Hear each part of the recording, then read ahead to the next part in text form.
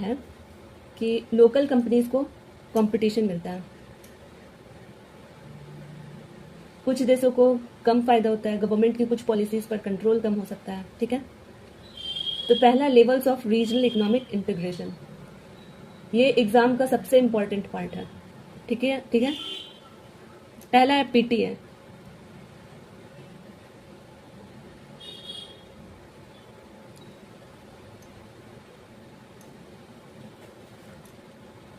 First है PTA, preferential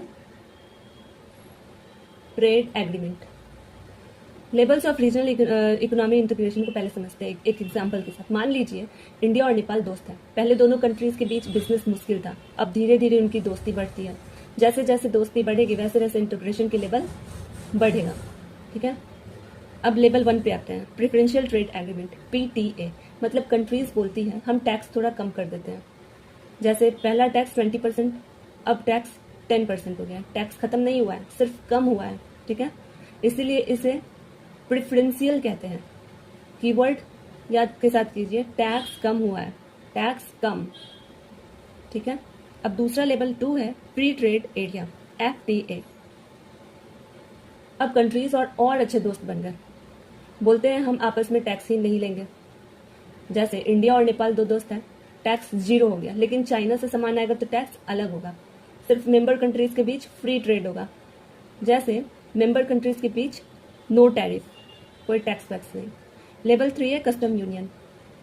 अब countries और क्लोज हो गई, बोलती है हम सिर्फ आपस में टैक्स नहीं हटाएंगे, बाहर वाले देशों के लिए भी सेम टैक्स रखेंगे। जैसे इंडिया और नेपाल ने डिसाइड किया चाइना से सामान आएगा तो दोनों 15% टैक्स लेंगे, बाहर के देशों के लिए सेम टैक्स, टैरिफ,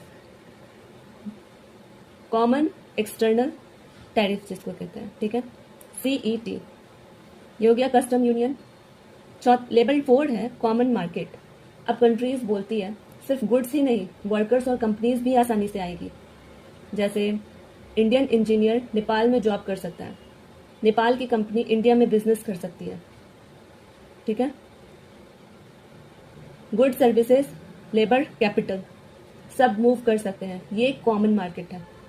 ठीक है, लेवल 5 इकोनॉमिक यूनियन। अब कंट्रीज बोलती है हम इकोनॉमिक पॉलिसीज भी सेम रखेंगे, जैसे same tax policy, same financial policy, same economic rules, economy मिलकर चलती है इससे।